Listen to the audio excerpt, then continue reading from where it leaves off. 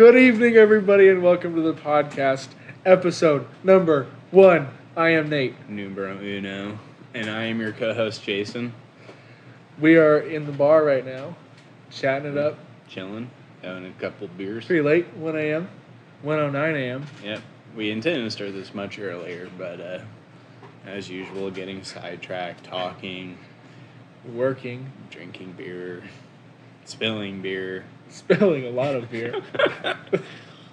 Good work on that one. Maybe we'll quick clip it to when it was just me cleaning up. All right. Episode number 1, World's Best Podcast, starts tonight. Tonight. Yep. Tonight. Hopefully tonight. for the 5th time. Yeah.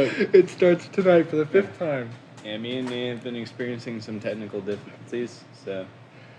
But I think we're through them. We think we're through them at this point. So, Yeah. But future Jason, if you're working on this and it's not, and you're hating yourself, just chill. Also, if you hear a little bit of background buzz, that's the fridge that we're next to. It's just gonna be there. Yeah, It just is. Kind of loud. We'll try our best to get rid of it, but some things, I'm not a wizard. Sometimes the fridge is just there.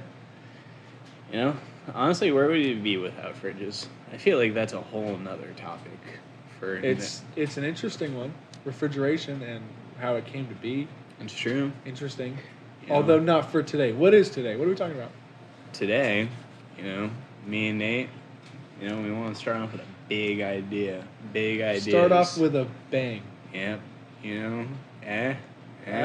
The pun? Little hint. The pun? Little hint. So. Or is that wordplay? I don't know. It doesn't matter. That's not a pun. A pun's like joke. Like, I don't think it's a pun. But good try, though. It might just be considered wordplay. I don't know. Anyway, this week's topic is nuclear power. Nuclear power. Yeah. So, Nate, why did we choose this topic? Back in December, at this point, I think, the Democratic debates were happening. Nuclear power and what the candidates wanted to do with it was kind of a big topic in those debates. So we thought it'd be fun to cover that more in depth and kind of educate people more in like nuclear power and stuff. We're educate ourselves. Late on.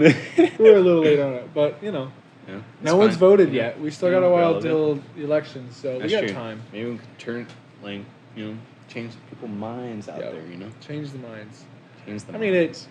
it didn't change my mind, but it definitely brought light to a lot of stuff that I hadn't thought about. So Yeah, and researching this anyway. and now I have like a new understanding and a kind of new opinion on things, but saving that for the end. But you'll hear our opinion at Hear the that. end. Whoa. Cliffhanger. Force him to come back. Force him to listen. Cool. All right. So, on to the what is nuclear power. What is nuclear power? So I guess I'll take this one away. Good. All right. So nuclear power is so there's two main ways to do nuclear power. One of them we are practicing. The other one we are striving to achieve. So the first one that we are doing is fission. Fission is the technology that we have that's in practice currently, and that's the idea of taking one particle, like a heavy irradiated particle like uranium, and splitting that into smaller particles, and the division of those creates a lot of power, and that power in turns heats up water, which creates steam. Steam turns turbines. We get electricity. So that's basically the dummied down version of fission. And then fusion is one that we're currently working on, which would yield a much higher energy turnout, but is much more difficult to achieve because that is the process of combining two elements to make a new one. And usually they do that by, so they have a substance like helium and they heat that to very high temperatures and use a lot of pressure to condense it into a small space, and that in turn like makes a new compound, and that creates a lot of energy, heats up water, or in some versions metal, and creates steam, and energy is outputted. So currently, the world, it's not just one country. It's a lot of places in the world are using nuclear reactors to create nuclear power. And the basics of how a nuclear reactor works, or at least a light water reactor, which are all of the ones in practice currently, um, you have there's the fuel rods, which is a literal rod of fuel. It's usually used, excuse me, uranium is usually used as these fuel rods, um, and these rods sit in a what's called a moderator. It's usually water, hence the light water reactor name. Um, and what happens is these fuel rods are hit with nucleotides, which is a subatomic particle. Um, and when these particles hit the atoms of uranium, um, the atom actually splits apart into two different atoms. And when this happens, different neutrons are released from the nucleus of the atom, and those neutrons go and collide with other atoms, and those atoms break apart, and then those neutrons hit other atoms, and those atoms break apart. So it's essentially just a big chain reaction that happens inside of this water. And the water serves as one, a coolant, and two, just to kind of absorb some of the energy from these moving neutrons, slows them down to a point where we can actually control the amount of reactions that were happening. If we just let it go away or get away from us, then it'll just react forever, and that's essentially how you get a nuclear bomb. So the water is used just to kind of keep everything cool and not let it get out of hand. In addition to this, the water heats up. When these atoms split apart, there's a lot of energy released, and the energy heats the water boils, that steam turns turbines, those turbines turn generators, and thus you have electricity. So those are the really basics of a nuclear reactor. They generally use uranium-235, which is just an isotope of uranium. An isotope meaning the same atom but with a different number of neutrons. Uranium-235, which makes up less than 1% of the world's naturally occurring uranium, is considered highly fissile, which is why it's generally the preferred element.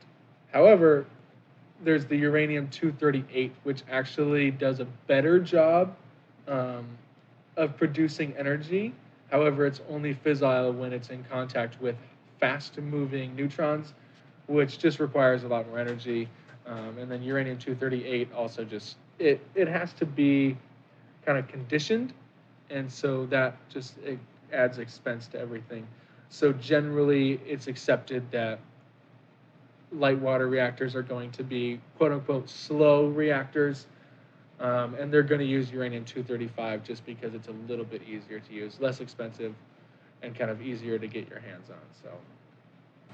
So some of the cons of these reactors is that some countries give this technology to other countries who then kind of turn this nuclear power into weapons.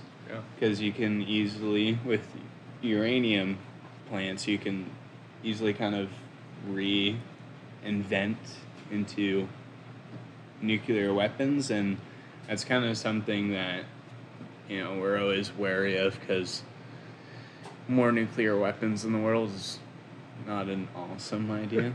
Already have way too many. I mean, it's But- pretty easy just to kind of size down, stick in a bomb, let that reaction get out of hand, as we talked about, and then it just kind of explodes. Put it on a missile. So I think fear is kind of a big con. Fear itself is, and then just the fear of bombs, fear of meltdowns. Those are Yeah, kind of just scary. like- People generally are afraid of it, I think. Mm. But, in reality, there's less deaths due to nuclear power than literally any other energy producing. Yeah. Program. Yeah. But whenever it does happen, a coal plant goes on, like, catches fire and there's a fire. Don't really hear about it, but, just the nature of nuclear and that radiation is such, like, a crazy fucking thing. And it's just a material that lays around and you can get fucking super sick from it. And it's just, reactor blows up. The next, fucking, like, 30 miles around it. Yeah, uninhabitable for the next It's potentially 150 just years. it's potentially just sitting a nuclear bomb in someone's backyard. And that's a spooky thing. And they're generally around populated areas. These are the people that need energy.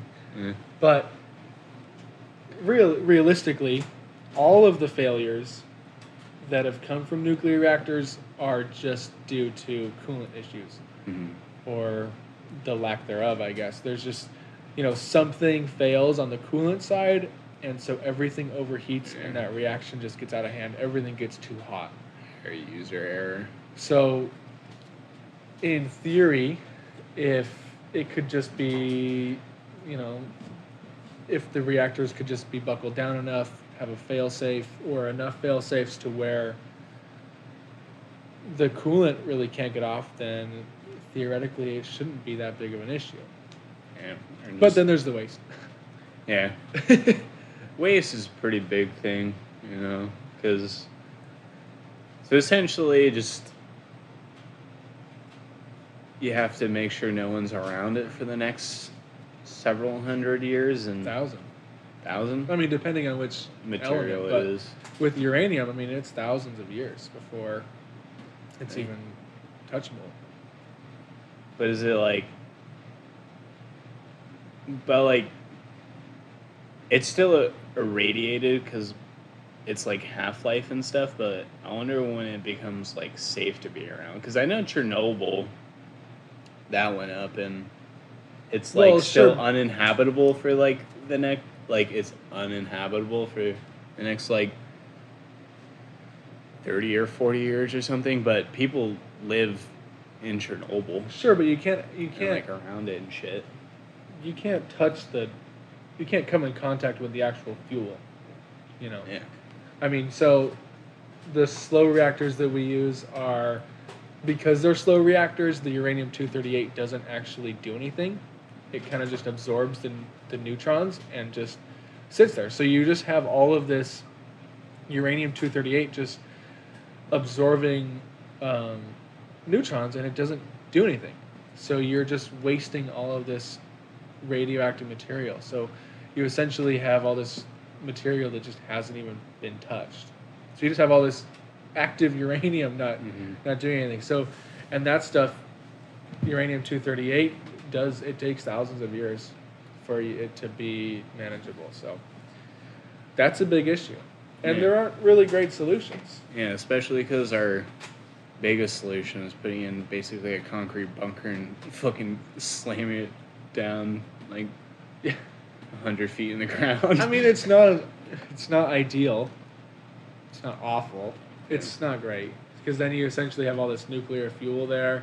Shooting into space. Somebody could eventually come and take it, and also you could, if you have a leak, you could irradiate all the soil, and It gets in the groundwater. leads to a whole mess of Yeah. problems. You thought iodine was bad.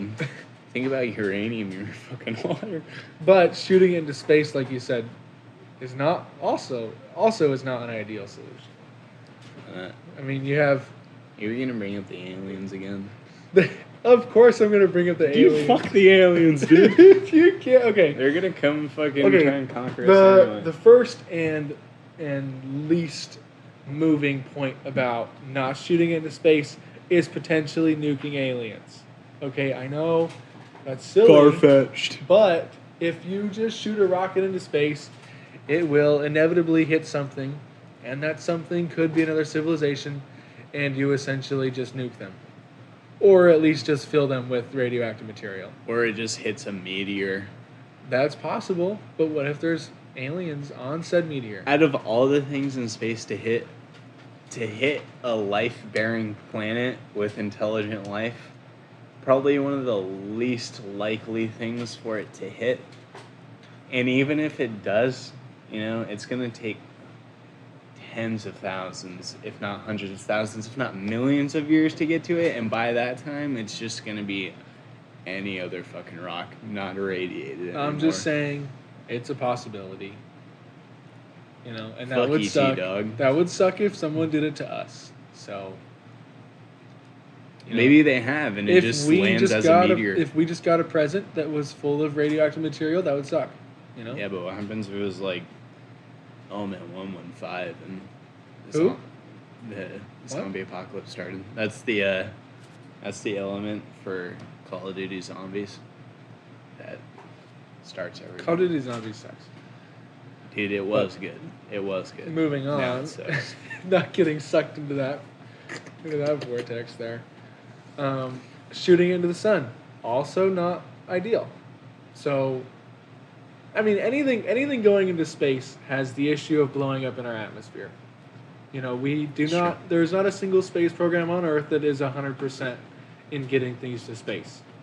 You could launch the rocket and it blows up 100 feet in the air, and then you've just irradiated everything around you, or higher, and then it goes everywhere else around you too. So there's that issue for anything going into space.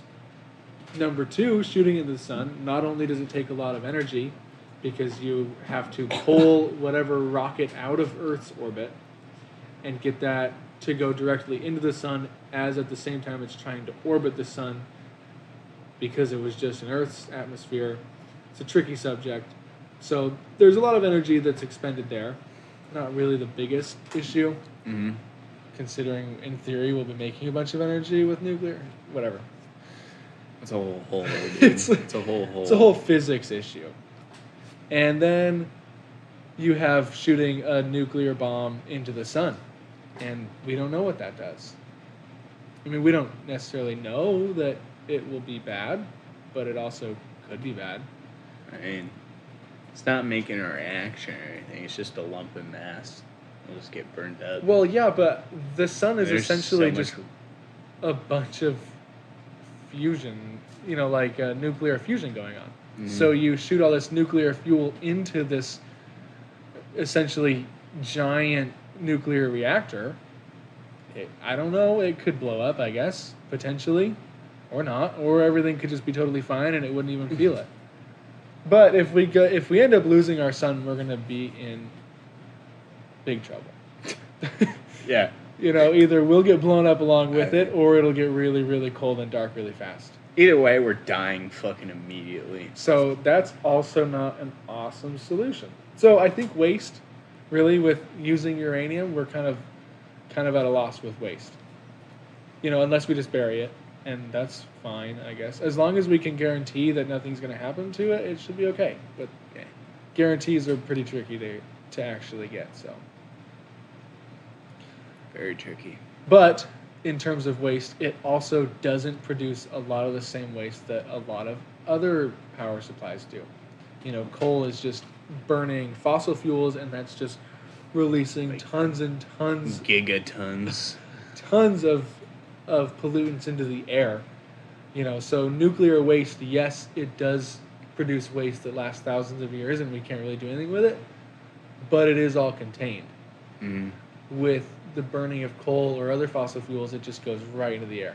We breathe it, we live in it, it traps a lot of the heat from the sun, the typical greenhouse gas deal, greenhouse gas effect we're currently experiencing. We're currently experiencing every day. And there is radiation from that. Radiation does get released from fossil fuel burning. Granted, it's in lesser amounts, but it is just, uncontrolled. So So And also, you know, fucking just the dirty air affects people's health more than you would think. oh, way more. Yeah, just like, you're just breathing in actual toxic shit all the time. Yeah. And your body's constantly having to filter that out. And It's just studies show it's feeling like much more damaging to your health than you may realize. yeah. I mean, fossil fuels are awful, awful. But we're relying on them at the moment. But I mean, it's also nuclear really only releases steam into the atmosphere. All of the turbines are spun by steam, and so it's just steam. You're just releasing water vapor into the air. And would you rather suck in some water or suck in some car exhaust? I do like the smell of gasoline, so. See, this is what all the CO2 is doing to us, bro. This is it. Yeah. Yeah, gas smells pretty good. Along with Sharpies and other awful things to breathe.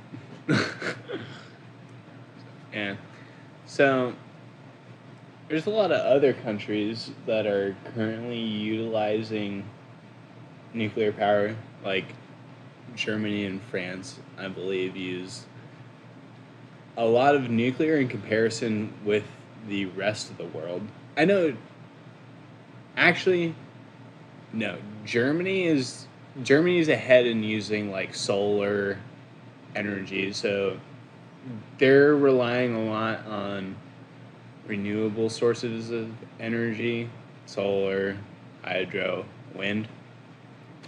And it's kind of interesting because those forms of energy rely so much on the climate. You need wind to fucking power the wind farms. And, even our climate is kind of degrading, so they invest more in solar or wind energy, building more turbines and stuff. And I read a statistic where they spent about several $billions more than the previous year, and they yielded 6% less. So it's just dependent on how good it is, and you can't really rely on it being sunny or windy, especially when the rest of the planet, because we're all on the same fucking rock, and if we in countries like China and India are just pumping out fucking massive amounts of CO2. Yeah, I don't know if you can say you can't rely on it. I think you can always. There will always be wind, and there will always be sun. Yeah. Granted, some days may be less than others. It'll always be there. Yeah, but some years if you rely on it, you may not produce enough to I agree. keep your country running, and you need another form. I think if you fill it up. Basically, I think we need to switch to renewables. Period. That is where we need to go in terms of keeping our planet healthy. But clearly, there's a way to get off of fossil fuels. France currently uses as of 2015, was using 70% nuclear power. So it is possible to essentially run a country on nuclear power. And I think nuclear power is not the be-all, end-all of power sources. Ideally we would all be on solar or wind or something completely renewable. Even tidal power, that's kind of a new thing that people are talking about, kind of experimenting with.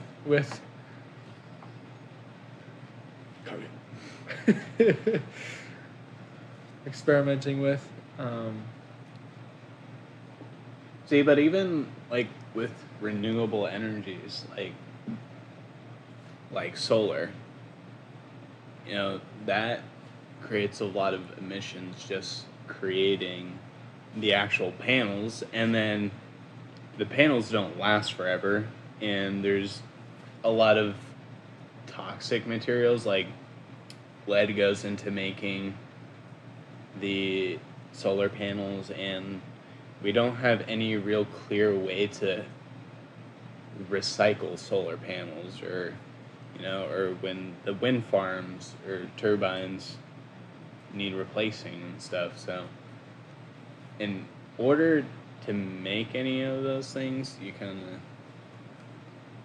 rely on other forms of energy to get them to be able to get there. That's what I think that's why I think nuclear is important, because it kind of allows us a stepping stone to get to the next spot that isn't fossil fuels. Because clearly fossil fuels aren't the answer.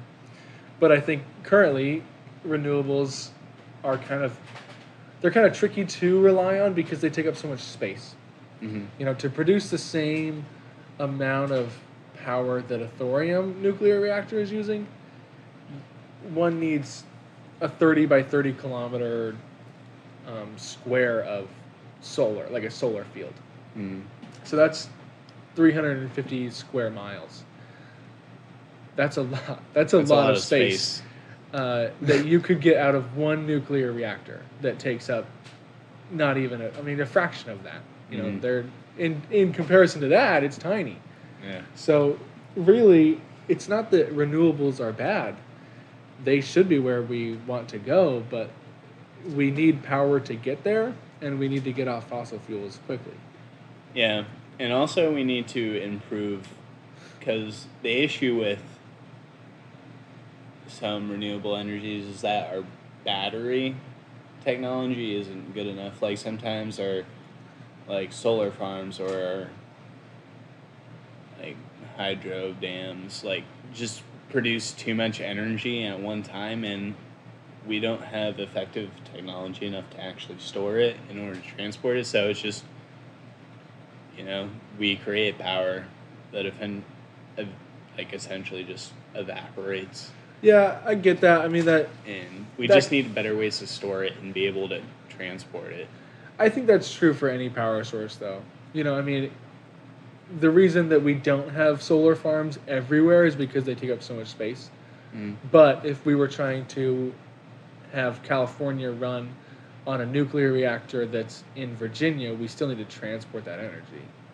Yeah. So I think that's a somewhat fair argument against renewables, because it's more likely that you'll be transporting it because they take up so much space. Yeah. Well, it's not really about the transportation, but it's just more about just getting the most efficiency out of it, because if we're on a larger scale to where we're depending on solar and wind, we need to be able to store whatever we grab from that, because you can't, because you can store it for another day, but if the next day is not windy and you don't have enough, then there's no more power being generated. There's just no more power to be able to be dispersed, but we just need better ways to store it so we can use it later. That's true. I just think that the issue with storage is it's not exclusive to renewables. It's storing anything. It's storing that much power for however long is an issue. But you're right. I think it's more. It's not. Yeah, it's just that we need to store renewables more frequently because we can't produce them at night. If it's solar, or during non-windy times, if it's wind. So you're right. There are times when we can't produce it, and so we need to store it. Yeah. So but that's just the positive side to, coal, why it's used, and nuclear is just we need more. We have the material. We can make this reaction happen, and we have it. So it's just kind of the accessibility for it. which is why. But the main thing is Awesome. getting off of fossil fuels. Yeah, 'Cause it's fuck bad. fossil fuels. So it's likely that you've heard of an element. There's a lot of hype around it. I mentioned it earlier. What is Little it? sneak peek. Let's hear it. Thorium. Thorium. Yes, it's named after Thor. It's the next. Well, we don't know that. Well, there's a probably picture on named the after page. Thor. Probably. We didn't look into it, but There's no other explanation. one of the sources really. we read had a picture of Thor, so we're taking that. But Taking that to heart. take it with a grain of salt. I'm sure it would take literally one search and we'd figure it out. But can't be We can't be bothered to do that. That's Ain't too much. nobody got time for that. Okay. Thorium is another type of element that can be used as nuclear fuel. It itself is considered fertile, which means it can't easily react. It can't easily split and undergo fission. So what needs to happen is you replace your uranium with thorium, or at least you mix the two. And when this thorium gets hit with those same neutrons, it gets hit a few times before it's actually fissile, and then eventually it turns into the isotope uranium-233, and then it is considered fissile, and then it can start the reaction. So it's a little bit, or in general, it's better because it can't be weaponized as easily, because it has to undergo other nuclear reactions before it can actually react. So, it takes it has a little bit more of a buffer space there. So it's a little bit harder to weaponize. Yeah. And also the crazy thing about thorium is that 1 ton of thorium produces the same amount of energy as 3.5 million tons of coal, and 1 ton of thorium is equivalent to 100,000 tons of uranium. So just 200, but close. 200? 200 tons. It's even fucking more, dude. Even more, dude. So it's just super. I mean, 200 is significantly less than 100,000, but that's okay. Wait, what? It's thorium. One ton of thorium ton is equivalent to 200 tons of uranium. Yeah, so it produces more energy per ton. Yes. That's what I was saying, right? Yes, it does. I mean, yes, it does. Yeah. Forget it. Okay, okay, go on. So is that a bad quick math on mine or your behalf? I thought. Well, okay. So one ton of thorium used as nuclear fuel produces the same amount of energy as 200 tons of uranium, or 3.5 million tons of coal. That's what I know. But it sounded to me like you said it's 100,000 tons of uranium is equivalent to 1 ton of thorium. It doesn't matter. It doesn't matter. Move on. Continue on. Please finish your thought. Anyway, that was basically my thought. It's a good thought. Yeah. I lost my concentration in the quick maths, It's okay. So that essentially means that we need way less of it to produce the same amount of energy as the stuff that we are currently using. True. It's also more abundant. Less waste. So thorium is 3 times more abundant than uranium, or at least any usable form of uranium. So that already means that we have essentially 3 times more, assuming they're a 1-to-1, and they're not even a 1-to-1. So we can produce a lot more energy using thorium than we ever could with uranium, or coal for that matter. So it's in pretty good shape. There's some issues with it. So there is the idea that it's kind of tricky to be weaponized because it, Use that extra buffer. yeah. But there's also the fact that when it starts to react, it continues to produce itself. And so essentially, it's just constantly breeding nuclear fuel. Mm. And so, even though it's a little bit harder to weaponize initially, in theory, someone could just produce lots and lots of Crazy nuclear amounts of fuel. it. So there's that kind of issue. But there's so many pros versus the cons of thorium that I think it would just be crazy to ignore it. I mean, there's a thing called a lifter, LIFTR, yeah, no E, lithium fluoride thorium reactor, and that essentially says that you use thorium in its liquid form as your fuel, and you set below it a meltable cork. I guess cork probably isn't the best term. A meltable plug, and that plug will melt at a lower temperature than the meltdown temperature of the reactor. And so essentially, as soon as it reaches an unsuitable temperature, as if the or the coolant supply were to go out, then all of that fuel would drain out and the reaction would stop immediately. So it's just really, it's initially hard to weaponize. It produces more.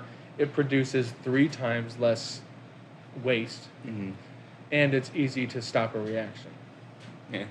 And I mean, there's already enough, like, weaponized uranium to kill the planet, like, dozens of times over, so why not just make it several hundreds of thousands or millions? I mean, if you Like, kill the does it planet really once, matter? Yeah. that's really all you need. Yeah.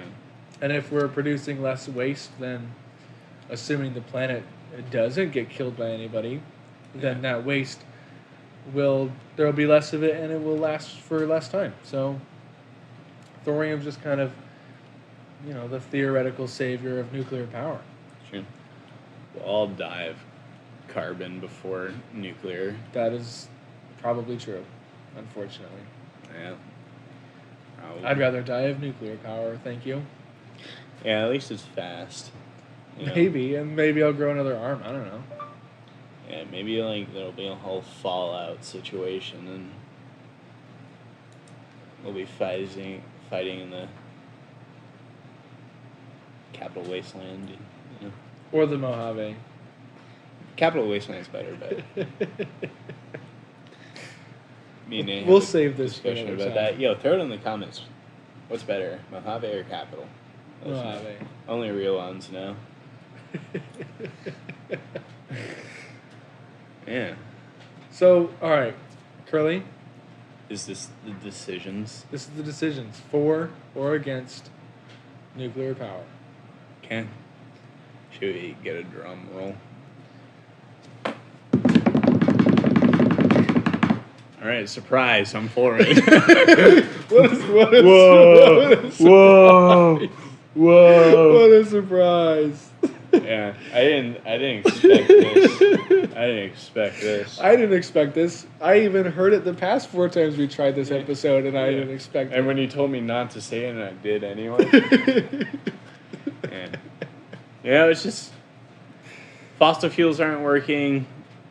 In terms of solar, is way too reliable to really rely on at the current moment until more developments happen, and we already have nuclear technology that is already practiced and working, that if we invested in it, sure, it's very expensive granted, initially it's do it. Technology from the 60s that we're working on, so. Yeah, and like the last nuclear power plant that has been made in the United States was like 30 years ago.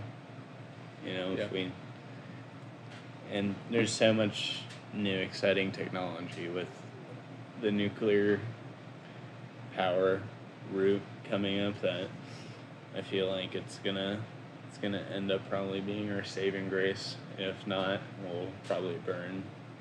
But so. But see.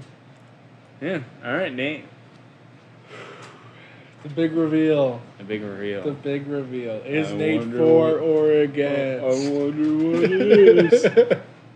For. I am for it. I am for it temporarily. I think it can be used with enough investment and enough care. I think that it can be used as a really awesome stepping stone into the next age being totally renewable. Mhm. It's not that I don't think renewables could power us right now. I think, in theory, yes, we could get enough power based on renewables to power everybody. In actuality, that takes, there's a lot of politics in that, which usually limit it. And it's just kind of a tricky thing that we're not quite as experienced in yet. So I think, in actuality, nuclear power could get us to the next stage, where we want to be, to save the planet, and to progress into the stars and see cool star shit. Meet ET and shit, Yeah, and not nuke them, hopefully. Or do it. And if we do thorium, we don't need to nuke them. It produces so little waste and the waste only lasts, Couple hundred years. couple $200, bro. couple hundred years. It's gone. You don't got to worry about it anymore. Couple hundred years, and yeah, sure, we'll be dead by that time, but it's not that far. It's true. I mean, a lot of shit happens in a couple hundred years, though. That's true. I mean, I guess if you think about it, if we had like George Washington bury some nuclear fuel right now, or We could just begin to. we would just be figuring it out. Yeah. I'm like, oh, now it's just essentially a rock. But And the rock we can chuck into space, because it's not going to nuke anybody. I mean, you could have just shot it when it was nuclear. Or Yeah, not but- George Washington. Come He didn't have the technology on, at the Curly. time. George Washington couldn't do that. That's silly. That's preposterous. But, just saying now, we can start shooting shit into space. If it's thorium, alright, or if it's even uranium, still shoot that shit into space. No, it's not. That's It's not more good. of a getting it into space thing, but it's space elevator easy. Space elevators are not easy. Bro, it's just Nope. make an elevator just super tall. I was just looking into it. It's a really neat idea. So you essentially bury a big anchor underground, and you run some sort of cable up to space, where there is a space station that's connected to said cable, and it just kind of circles around the planet with it. And you have like a crawler that crawls on the cable. The issue is we don't actually have a material that's strong enough to withstand that for the cable right now. So it would snap, and then the space station would just go rocketing off into space. Well, that's assuming it doesn't have any capabilities of moving on itself. I guess. I'm just saying, like, I'm more worried about, like, I'm in the fucking elevator and the cable snaps. There's that too. And then you're You know. just floating off into space until you die. Best way to die, though. That would be mad shit. Dude, what do you mean? You're just stuck in an elevator. You don't get to see anything. We already talked about this. Best way to die is to get lost in space. Period. But however, there's talks of the ability to do it on the moon and to practice because way less gravity. So you could actually use Kevlar as the cable to connect the moon to the elevator. Mhm. It's all theory as of now, but it's a neat idea. Not possible on Earth yet because we don't have any technology to create such a strong cable. But someday. And then on that day, we'll just ride that nuclear fuel up to space and just kind of let it go. Off to nuke some alien children. Yeah. Really great idea there, Curly. Yeah. Nuke some Yeah. children. Yeah, honestly, it's just, paving our way to when we eventually do Just be the discover interstellar travel. We top can- dogs already. Yeah. Because we nuked everyone already on accident. Yeah. So anyway, that's the podcast. And That's it. That's episode 1. Thanks for making it to the end. Numero uno. We appreciate your time. Yeah. But, make sure to leave a comment, say anything we could improve on, or Or suck. don't. Or don't tell us, and we'll be happier that way. It's fine. I'd like it if you leave a comment. I'll read every single one, I promise, dude. All hundreds of thousands of you. But, yeah, so, hey, are we giving them a little hint for what's coming up next week, or?